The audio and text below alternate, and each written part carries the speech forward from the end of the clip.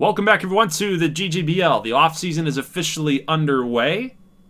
Thanks for hanging in there with me. Offseason always takes a little while. I got to create all your custom prospects that were in the last draft class and the international players that you guys won from the Fantasy Challenge. So I got a lot of players to create. I got a lot of free agent moves to do and contracts to negotiate and some trades as well. All these things we're going to talk about here in this video. So let's get it started. Exclusive free agent negotiations. Remember, this works in this way. If you're a custom player, like Nolan Mitchell here, or, not Mitch Tony, but Bendito Ramriez. I know who the custom players are. You guys mostly know who they are. Kind of loose, but you know who your players are.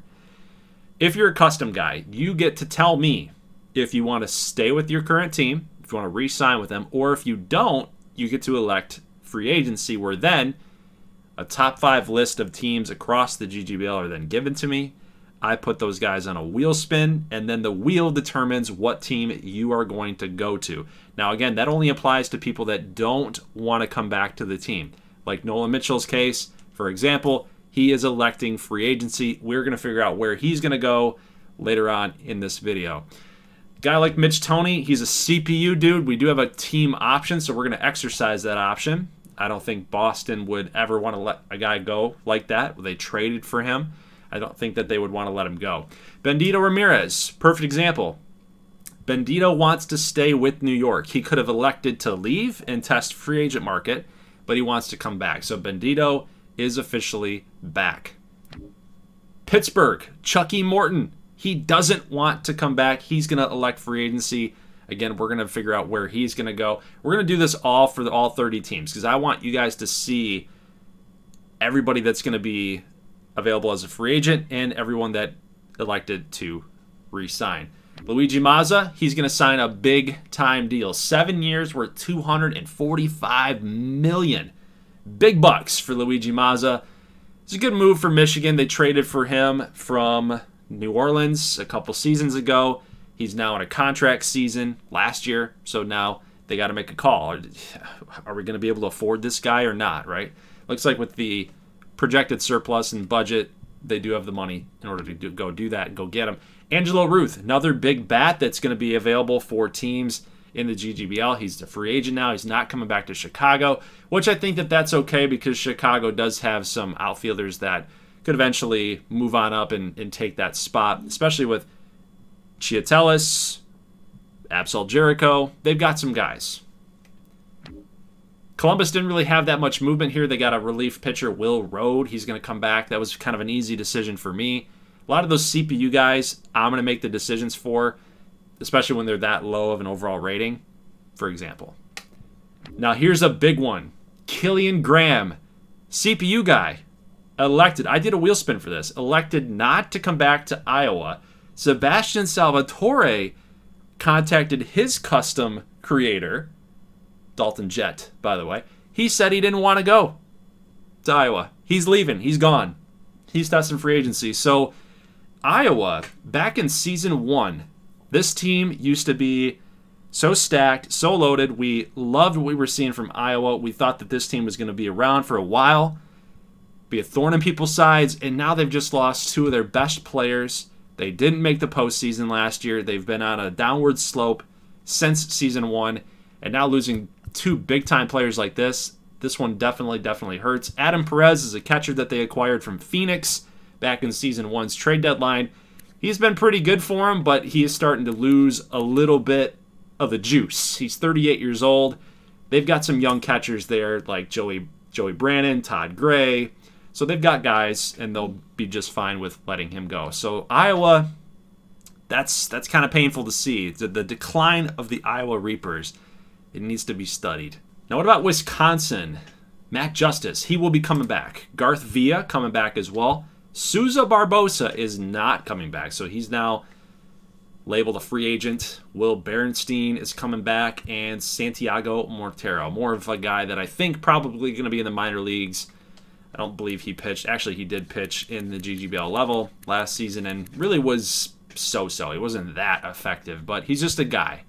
He's a jag. He's just a guy. But this is a big one there. Souza Barbosa should fetch some value in the free agent market. But when you look at it, we've got Freddie Alturo is a custom player. He's 22, same overall, a lot higher potential. Just seemed like the right move for the Wisconsin Maples to let Souza Barbosa go and not even entertain contract discussions. So he's going to get paid elsewhere, just a matter of where he's going to go.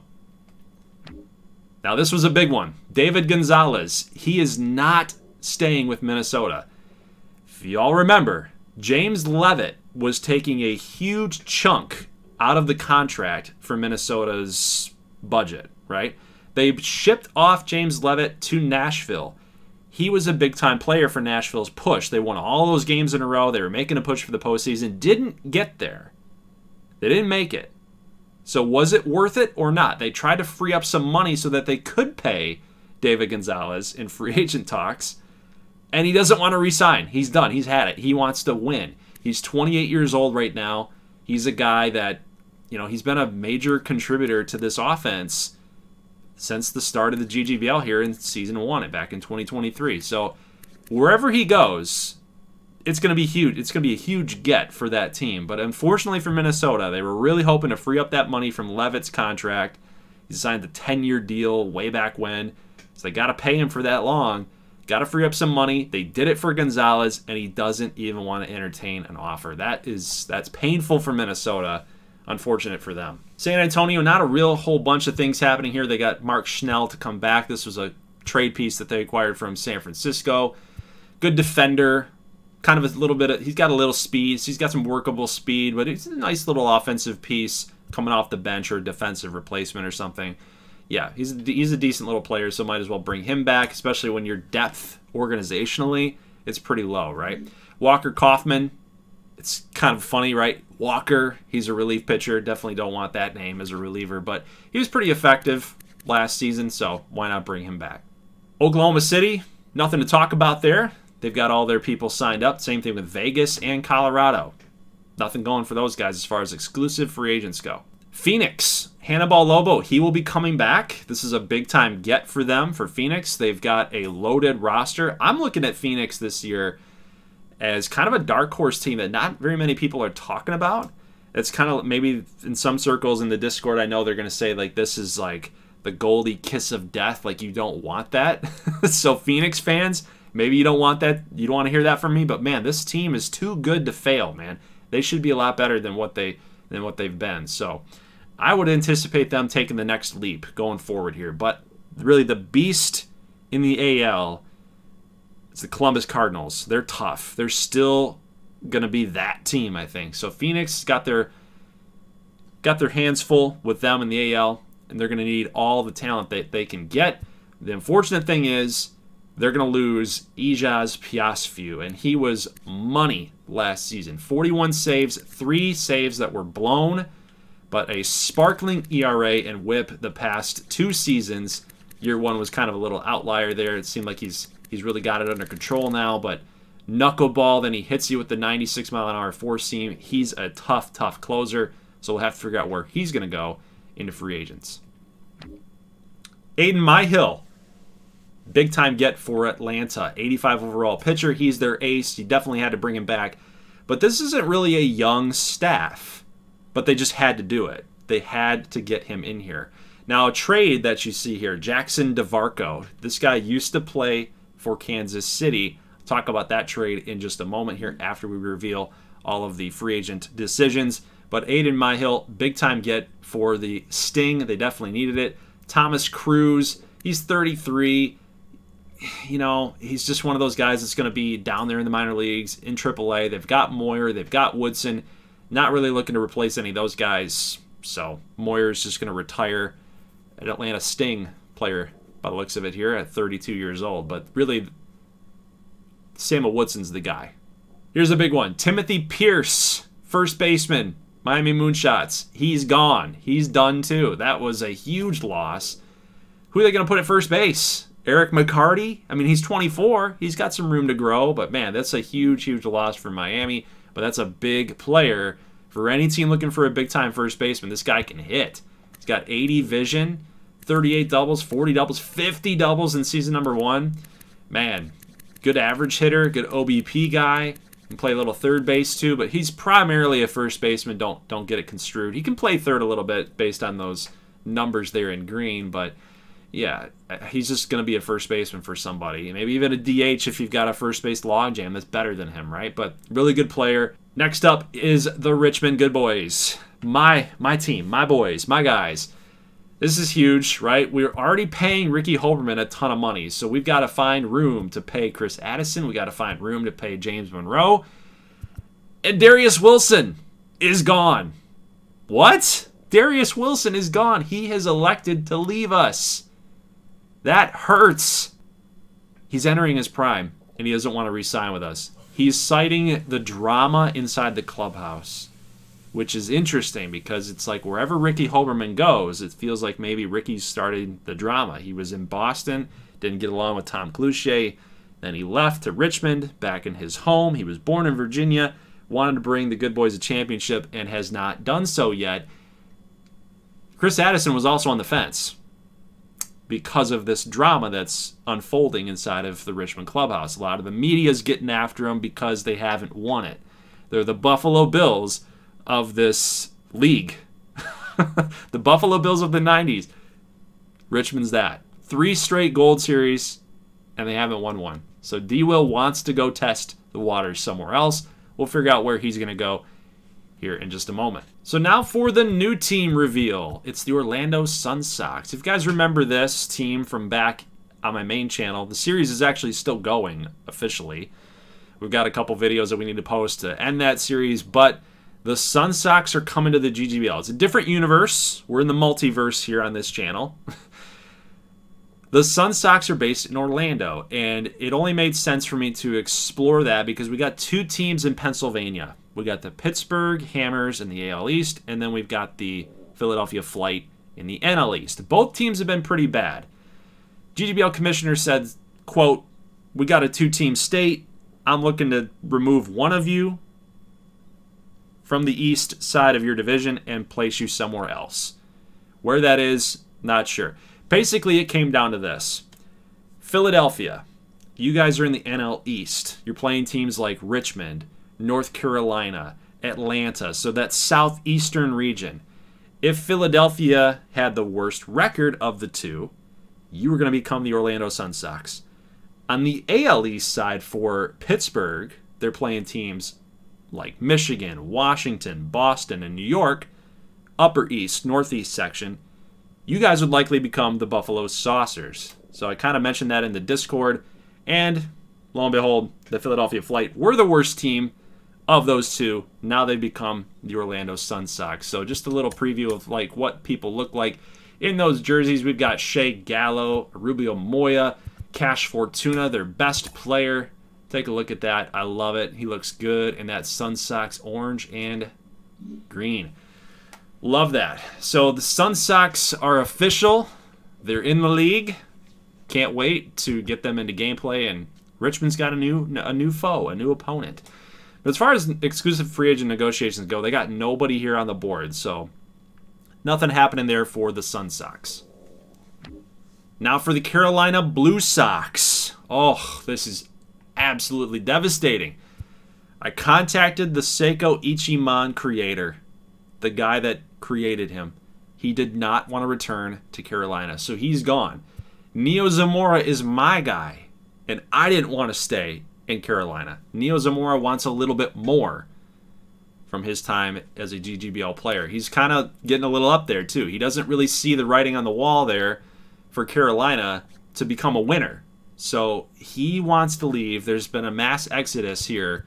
2 of their best players, Carolina, they got to go back to the drawing board, it looks like, losing 2 of their best players. So we'll see where Seiko and Neo are going to go here in just a moment.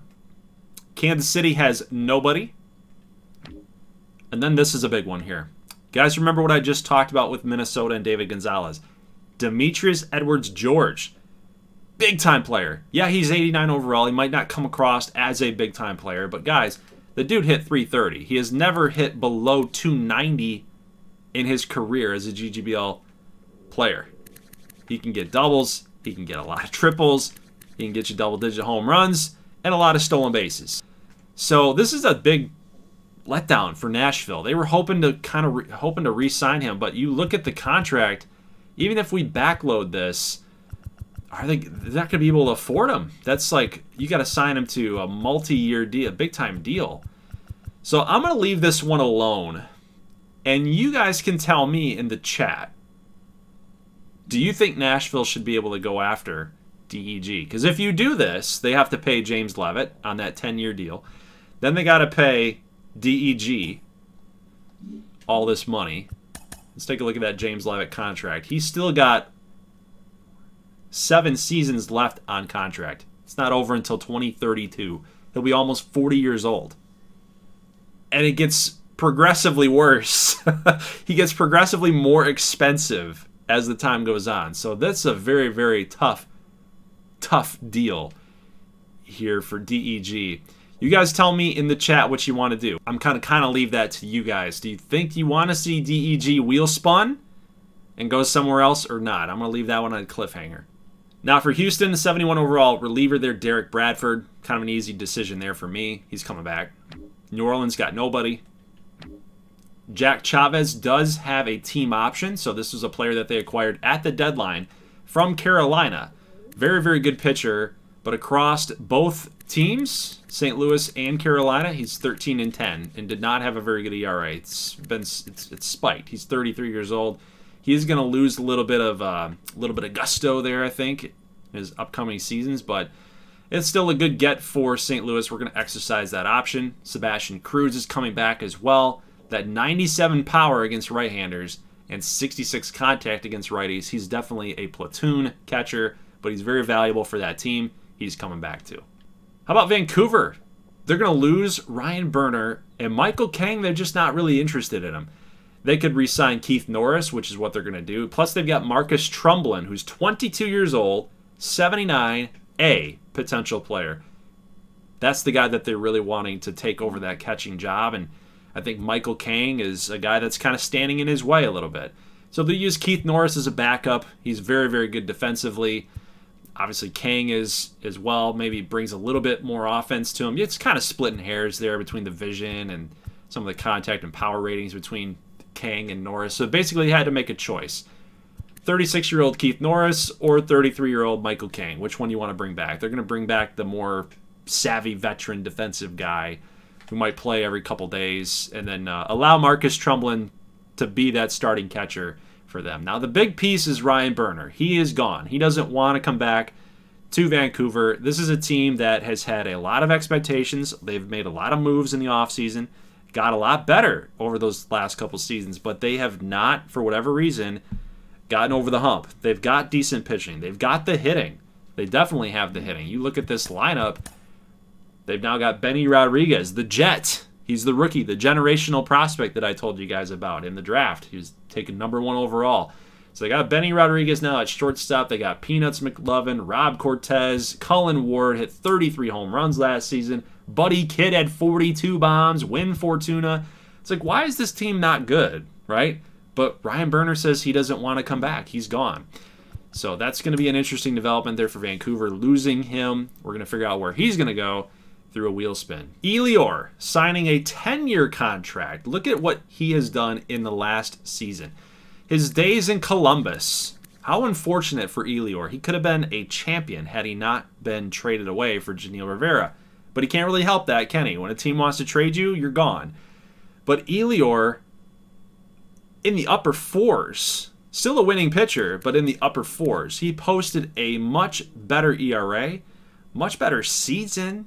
Had 44 walks, gave up the least amount of home runs that he ever had, more quality starts. His WAR was a lot better at 4.7. His K/9 was a lot better. All things considered, it was the best season for Elior, but he went 11-12. So wins and losses for pitchers, take it or leave it. He had a better season, right? It's his first losing season, though, as a starter. Signed a 10-year contract. That's huge for Elior. I think it makes a lot of sense for LA. They definitely need that pitcher. They definitely need that pitching. They got Cherry, Ricky Rudy, Eli Edney. It's going to be a tough team in the NL West, so I'd watch out for Los Angeles. Don't ever count them out. Cornelius Kane is coming back. There were some questions about Kane. He was kind of holding off the decision a little bit. kind of maybe dramatizing it a little bit, but he's coming back in a 4-year contract. Kane's a big player for that San Diego offense. San Francisco's got nobody there for exclusive free agents, and then we're back to Nolan Mitchell. So, without further ado, let's go ahead and get into wheel spins on all of these custom guys. Who's going where? Let's find out. Whoa, hey, breaking news. What is this? We were just trying to get into some wheel spins, man.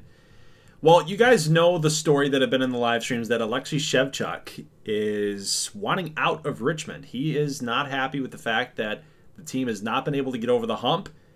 We have not been able to win a Gold Series. 3 appearances, and we have not yet won one.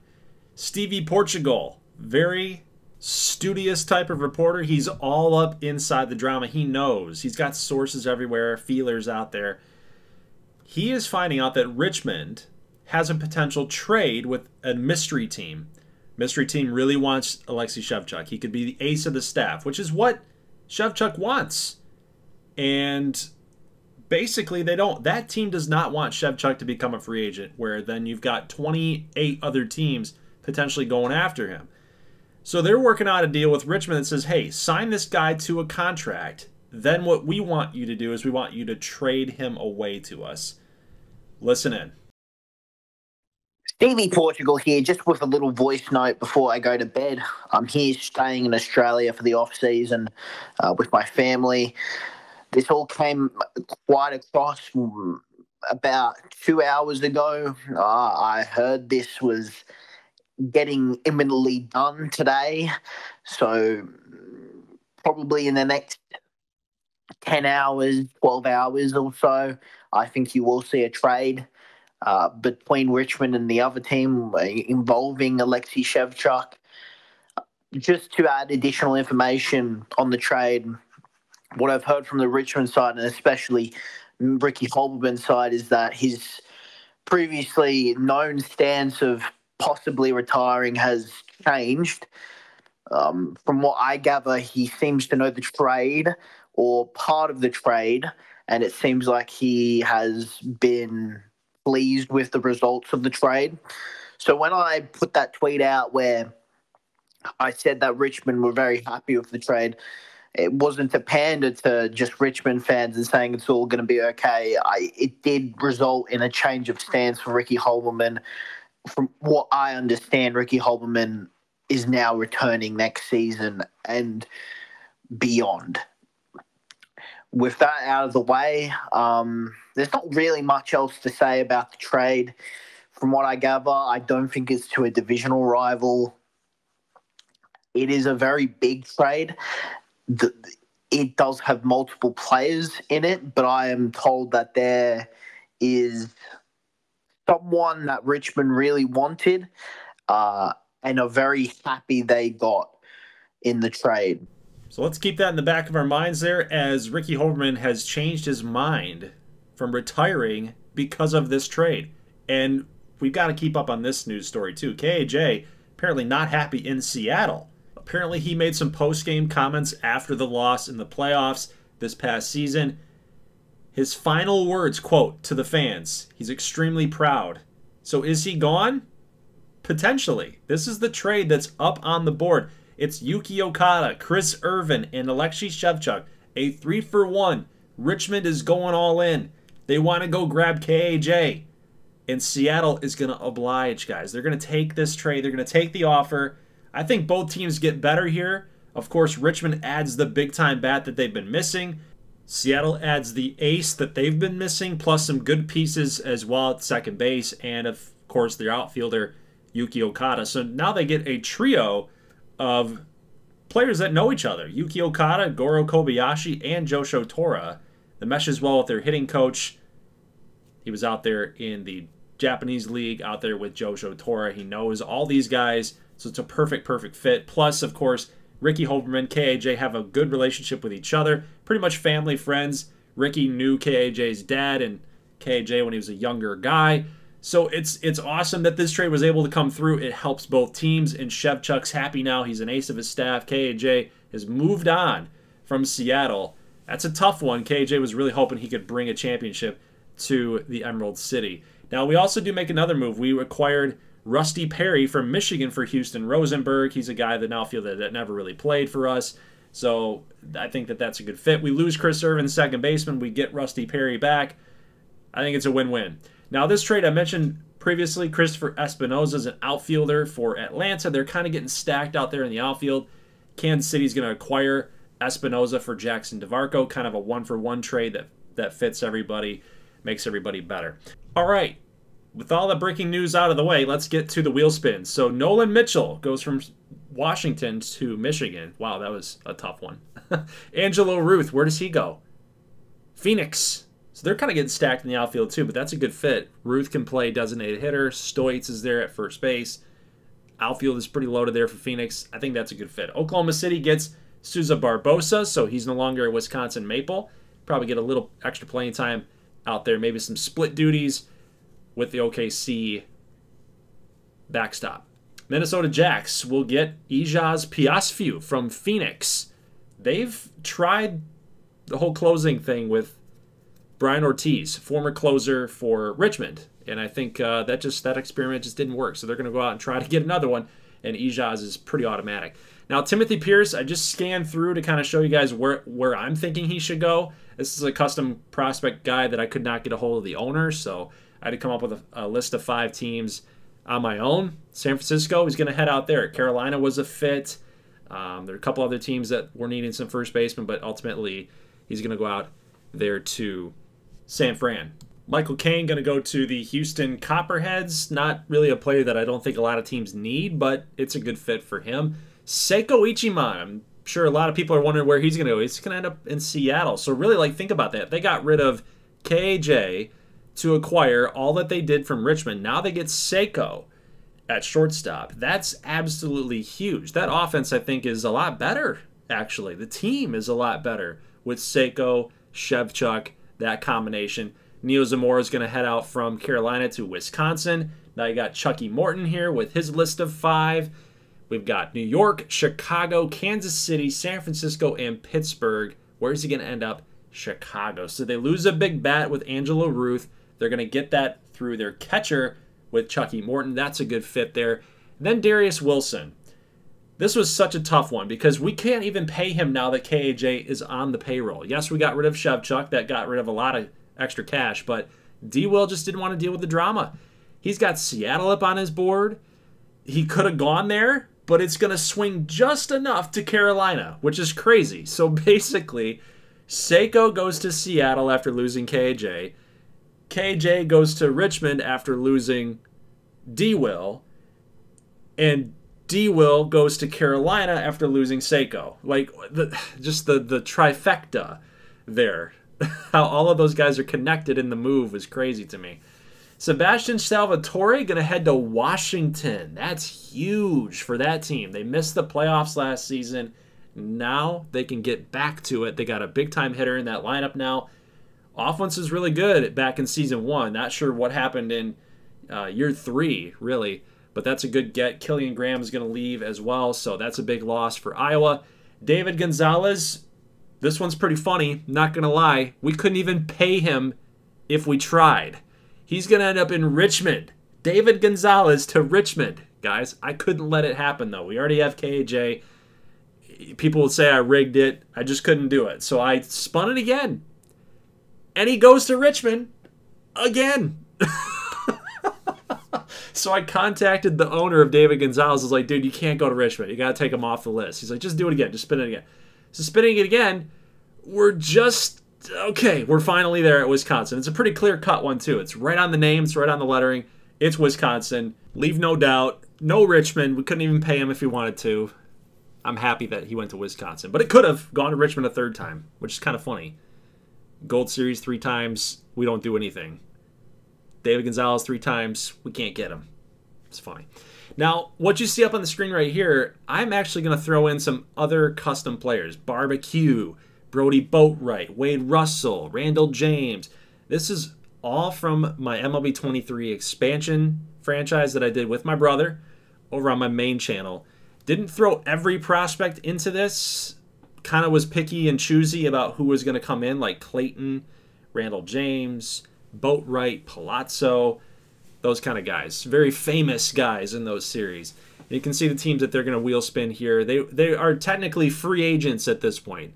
It's a multiverse. They're not actually coming from the major leagues, from the Sun Sox, and the Sun Sox team is not coming to the GGBL. It's just basically we're looking at these guys as amateurs, quote-unquote amateurs, that they have now decided they're going to play in the GGBL instead of the MLB. So they've never had a major league at-bat. That series over there on my main channel is a whole separate universe. Now, Enrico Palazzo did have a list of 5. The other guys, I listed every single team. Palazzo, I listed 5 teams, and he's going to stick with the Orlando Sun Sox. So that's pretty cool. At least we have some consistency with that universe to this universe. So very briefly, as we get ready to finish this video off, I just want to do a quick little introduction of some of the custom players that are going to be entering into the GGBL this season. Whether or not they make it to the big leagues, at least the GGBL level, left to be seen. Lots still left to work out there. They got to be able to earn the job. Here's a starting pitcher here, Constant Bouwmeester, 74 overall A potential pitcher from the Netherlands. The plus-minus regression is just me taking over an existing player that was already in here and then just editing these guys to make sure that they've got their play style correct and so on and so forth. Velocities, walks per 9, you get the idea. So what has Bouwmeester got going on? He's got a 96-mile-an-hour four-seam fastball. He's got a bunch of breaking pitches too, screwball, slurve, knuckle. So he really breaks out the soft stuff when he hits you with the 96. So he's going to be a tough guy to go up against if you're a hitter, but he does have to work on the control and the break. So if he is going to get upgrades through channel points, by the way, so anybody out there, if that's your guy, if Constant Bouwmeester's your guy, upgrade the control and the break, because everything else he's got it. He's just going to need a little help there. Now, how about this guy? Zaza Weeden-Baker, a top 50 player. He's at the AAA level to start. Take a look at that. You guys with the faces that you make, and there's a couple of player submissions that I got that I was like, man, you guys put a lot of effort into this stuff, so it's pretty cool. But Zaza Weeden-Baker, he's a second baseman that can play all the outfield spots. He's pretty quick, 70 speed, 70 steal. He's a good fielder. Durability doesn't matter, 99, but I don't have injuries turned on. He's a clutch hitter. He can hit for a little bit of power. He's a very well-rounded player, and those hot and cold zones are very, very good. I would expect to see Zaza here this season. That's my take for New York. I think he's going to be a big player for them. How about this guy here? Hal Richards III. This is another face scan that I absolutely love. So, Milk, I know you made this guy. I love it. Hal Richards III. 70B, so he's got a little bit of room to work on his craft, but he breaks out that 74-mile-an-hour slurve. He can hit you with the splitter off of the 94-mile-an-hour four-seamer, and then he can bust that running fastball in on hitters too. So he's very, very tough pitcher. I think he's going to do well down at the AA level for right now. He'll end up progressing, get to that AAA level. I think he's going to be pretty good. Caleb Bush is another guy here. He should be actually up to the AAA level. Let's make that change right now. But a 73 overall reliever here. Again, got a lot of heat. Then an 84-mile-an-hour changeup. So that will work. That will play for Caleb Bush. And the one thing that Pittsburgh absolutely needed help with was relief pitching. He's actually their second best reliever. So if anything, actually that's sorted by age. Here you go. Let's do overall sort. There we go. He's up there still. So regardless of age, I think he should probably get his legs underneath him there down in AAA to start the season, then get on the big team towards like June, maybe even May. Depends on how well that he's doing down there at the minor league level. How about Chicago here with Yuli Ibanez, a top 50 player. He's a 75A, 21 years old, as all of our custom players are when they enter. But this dude's pretty good. From Spain, 5'8", 228. So he's a big dude. Small dude, but he's a big dude. Small in the length, big in the width. Giggity. 96-mile-an-hour four-seam, two-seamer, circle, slider. So he's got a good mix there, too. Obviously no quirks yet because he hasn't played. But, yeah, man, the velo at 90, 84 break. He's going to be a dang good pitcher for Chicago. Watch out for him. Pinky Hoover, relief pitcher, 71A. What's he got going on? He's only got a 3-pitch mix, which is fine for a relief pitcher. He'll be able to get some ground balls, I think, with that 2-seam and circle change, getting guys off balance. But good pitch mix for Pinky Hoover. And, of course, who doesn't need relievers inside the GGBL? I think this is a good get there for Columbus. Keegan Killian Murphy. Love this dude. Look at it. It fits perfectly. I remember when we were in the draft, in the live stream, we were like, where's this guy going to go? He's an Irish dude. And it's, boom, the Minnesota Jacks. He's a lumberjack. I mean, he's going to be swinging that stick just like a lumberjack. 6'5", 213, right-handed batter. He's going to be hitting some bombs. Look at the power right now as a 21-year-old, 65-70. That's definitely going to play. Those hot, cold zones are going to do well in gameplay, too. So Keegan Killian Murphy. Watch out for him, man. And then we've got Maximilian Wagner. Starting pitcher, he's down to the single-A level right now. Just go ahead and move him up to triple-A. I think that's probably a good fit. He's now a top 50 prospect. Go figure that. Minnesota did a really, really great job scouting, and they got a lot of help with the international prospects that came over from your Fantasy Challenge standing as well. So Maximilian Wagner from Austria. Good pitch mix there. Got a Vulcan change. We don't normally see the Vulcan changes, but that's a good pitch to have, especially working off the curveball and then able to throw a hard 89-mile-an-hour slider. Maximilian Wagner might be a pretty good pitcher to grace the GGBL. We've also got Onyebuchi Ihejarika. This guy, left-hander from South Africa. He's actually from a little bit northern. I don't remember where it is exactly. It's somewhere in Africa, Congo. I don't think that's right. But he is of Prince. He's of royalty down there in Africa. He's got that bloodline. So 6'6", he's a big boy. So there's really nowhere for me to put, like, hey, he's from Congo. I can't put that. I got to put South Africa. You guys get the idea. But four-seamer, 97, then the split, then the change, then the slurve. So it's really cool that we're getting a lot of pitching because the GGBL, we need pitchers. A lot of what we've had in the last couple of seasons with custom players has been a lot of the positional players. This is awesome that, especially Minnesota, they got 2 starting pitchers in this draft. That's Ihejarika was from the draft, and then Wagner from the international side. Benny Blanco, third baseman that can play a little first base as well. He's one of the draft class players that were drafted last season. But he cannot bunt. Don't ask him to bunt. Don't ask him to steal. He has zeros in those categories. As far as the hot cold zones go, I would hope that in gameplay is going to change for him. But he's got the power. He's got the vision, the discipline. He's a dude that's got offense on his mind first and foremost. He can field a little bit, don't get me wrong. But the strong part of his game is on the offensive side. Here's another dude to watch out for here. Crawfish McGee. Look at the speed. Look at the contact. Power, not so much, but he can knock one out every now and then. But the vision, the fielding, that's enough to play. I think Crawfish McGee is going to definitely be a player to watch out for here in this league, especially with the stolen bases and the average. Especially in the NL East when he got good pitching, definitely going to need that to pair up with Noah Pinker, the generational prospect from a season ago. For Miami, we got an outfielder here, Banks Stacey Hayward. Not the best offensive player that you're ever going to see, but the speed and the fielding definitely going to be good defensively. And, you know, when he does get a base knock, he's going to be stretching that for 2 and try to steal a base. Here's my guy from the Fantasy Challenge standing, Marshall Langston. Take a look at this dude. I love Marshall Langston. Look at him, man. 6'3", 181. He's a skinny guy from Great Britain. He can kind of do a little bit of everything. He doesn't have a lot of power. The contact is good. The vision, the discipline. He's going to be a hitter first.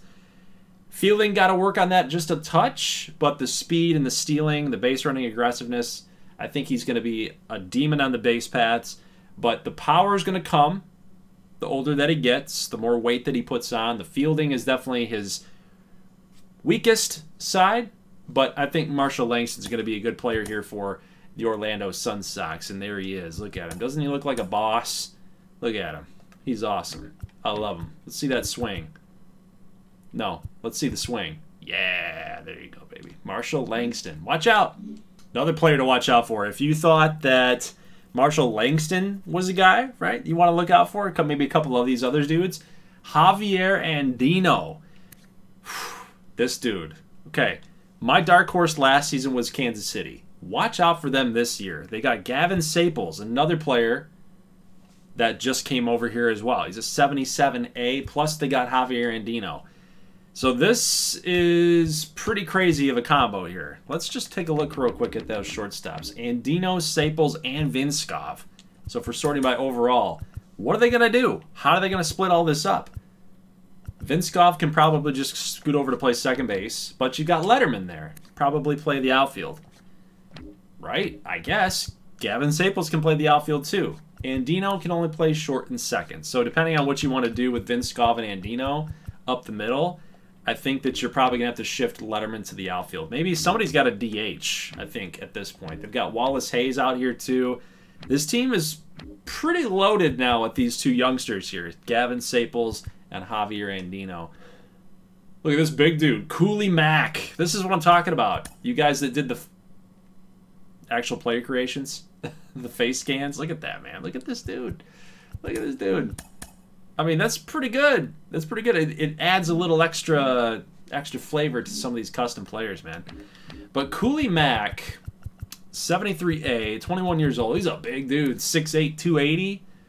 I would think that he's going to bring a little bit more velo there with his pitches here. Two-seam, running, cutter, sweeping curve. I think that pitch mix is probably going to get him in trouble, but we'll see. I've been wrong before. Clark Griffin. He's got a four-seamer, a cutter, a sinker, a two-seam, so he can move it around, can spin it around. I think the one thing that might get him in trouble is the break. It's only a 48. He's got the velo, he's got the control, so he's going to throw strikes. But the strikes that he throws, I hope that he's throwing them something soft, which he doesn't really have. He's got the sinker, the cutter, the two-seamer. Everything's fast. Everything's hard. It's probably going to get him in trouble. Maybe he, down the line, develops another pitch. Maybe a slider, maybe a curveball, maybe a changeup. That would be a pretty simple one right there. Throw a changeup. That would be good for him because that break at 48 is definitely going to be leaving pitches out the middle of the plate. Definitely very hittable. And then we're back to Constant Bowmeister. So that is it, guys. That's it for the off-season video. I'll give you a team preview, a little roster preview in another separate video. Unless you're good with it, then we'll just move on to the next season. I mean, ultimately, what I'll have to do is I'll have to tender contracts. I'll have to make sure that the 40-man rosters are set up correctly. You got very balanced roster construction. And from there, we'll be ready to go. So... but free agency is always the biggest piece of any offseason, especially with the trades and whatnot. So let me know what you guys think in the comment section below, especially with DEG. We got to figure out what we want to do with Demetrius Edwards George. He's probably one of the fans' favorite out there. That's just kind of why I want to have a little fun with this one. Who needs an outfielder, right? That's really what we're getting at here. Or should he stay with Nashville? That's really kind of what I'm trying to feel out. Does he go to Miami? Does he go to, let's see, Oklahoma City, San Antonio? They just got Brody Boatwright, so that's probably not a very good fit for him. Does he go to Iowa? Iowa lost a lot of talent with Killian Graham leaving and now Sebastian Salvatore leaving. Does he go to Chicago? Because they just lost Angelo Ruth. They've got Jericho. They've got Jordan Van, Chiatellis. He might be able to fit right in with what Chicago's doing with their speedy outfielders. Either way, let me know in the comment section, and we'll pick this thing back up and be ready to go for season number 4. So leave a like if you like this thing, guys. I will catch you in the next one. As always, thank you so much for watching, and peace.